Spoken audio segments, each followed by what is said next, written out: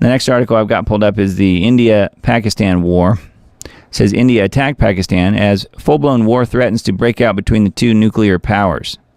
So I've got several things pulled up on this whole thing. A couple things that you may not have seen that I really wanted to touch on tonight and let you guys know about. It's not really part of this particular article, but it is something to keep an eye on for sure. Both India and Pakistan have nuclear weapons. Since gaining independence from British rule in 1947, both countries have controlled parts of Kashmir, with China controlling another part of it, but continue to claim it in full. India released a statement declaring that Indian armed forces launched Operation Sindoor, hitting terrorist infrastructure in Pakistan, and Pakistan occupied Jammu and Kashmir, from where terrorist attacks against India have been planned and directed. India's assault came after the recent Falgam terrorist attack on April 22nd, in which 25, I think it was 26, Indians and one Nepali citizen were murdered, so 26 total. Pakistan has not taken responsibility for supporting the terrorist attack, and they vowed to retaliate against India's latest attack. So that's just a little bit of the background. We covered this a little bit last week as far as what was the trigger here on this whole thing.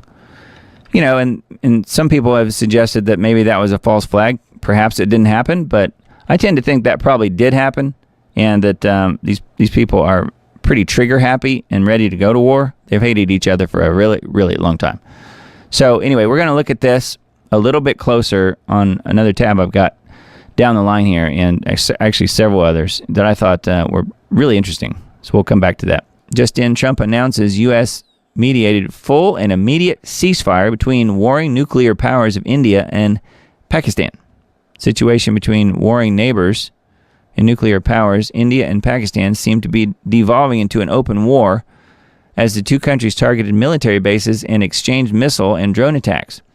This military conflict arose after a deadly terrorist attack on tourists in a disputed Kashmir region, which again killed 26, raising concerns of a full-blown military confrontation between the two nations that have historically had a tumultuous relationship marked by multiple conflicts since their partition in 1947. If you don't know, Pakistan used to be part of India, and it was partitioned and broken off in 1947. So that's part of the hatred there. But the efforts by the Trump administration have made a difference. After a full night of negotiations mediated by Vance and the Secretary of State Rubio, ceasefire has been achieved. Trump announced this on Truth Social. After a long night of talks mediated by the United States, I am pleased to announce that India and Pakistan have agreed to a full and immediate ceasefire. Congratulations to both countries on using common sense and great intelligence. Thank you for your attention to this matter. And then Rubio posted much the same. So maybe it's over. I thought that was pretty interesting. That's on the Gateway Pundit. Maybe it's over. We'll see. I feel like I say that a lot. We'll see. Okay. And then this is really just another version of that same article. India and Pakistan agreed to a full ceasefire. Both countries announced the ceasefire Saturday morning. Pakistani foreign minister issued a statement on X saying the ceasefire would take effect immediately.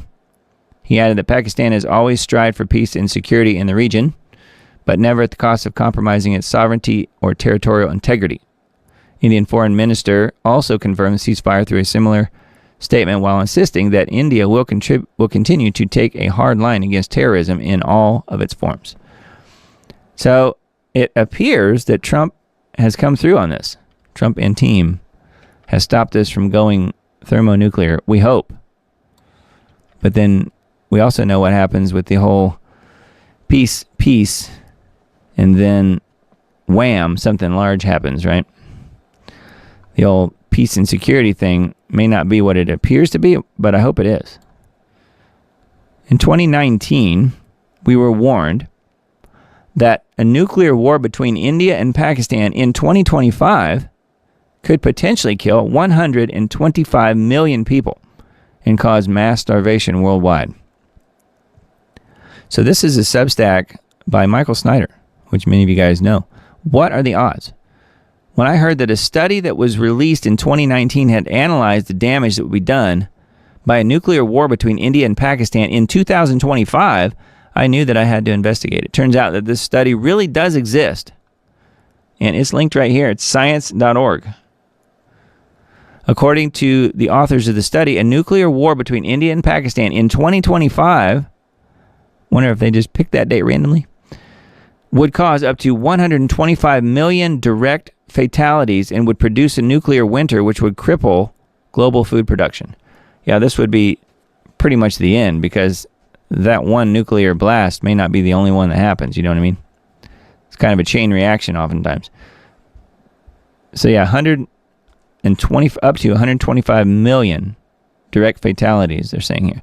Is it just a coincidence that they picked the year 2025? If so, that's pretty wild, because a war between India and Pakistan has just broken out. Now, this article is dated May 9th, so just a couple days ago. I don't know. It appears that Trump has brought peace here to the region and negotiated peace. But this is really strange that this was written. And it, again, it's a science, what was it, science.org? Which is probably like a think tank type of thing. Where'd that link go? Here it is. Yeah, science.org. It says, if you read the actual study, you will discover that it says that a nuclear war between the two nations would cause mass starvation around the world, and it would take more than 10 years for the global climate to fully recover. India and Pakistan, it is 11:11 p.m., by the way. India and Pakistan may have 400 to 500 nuclear weapons by 2025, with yields from tested 12 to 45 kiloton values and a few hundred kilotons. So 12 to 45 kilotons to a few hundred kilotons. If India uses 100 strategic weapons to attack urban centers, and Pakistan uses 150, fatalities could reach 50 to 125 million people. And nuclear ignited fires could release 16 to 36 TG of black carbon in smoke, depending on yield. The smoke will rise into the upper troposphere, be self-lofted into the stratosphere, and spread globally within weeks. Surface sunlight will decline by 20 to 35%.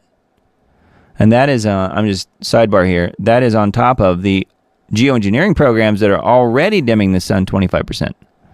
So surface sunlight will decline by 20 to 35%, cooling the global surface by 2 to 5 degrees C.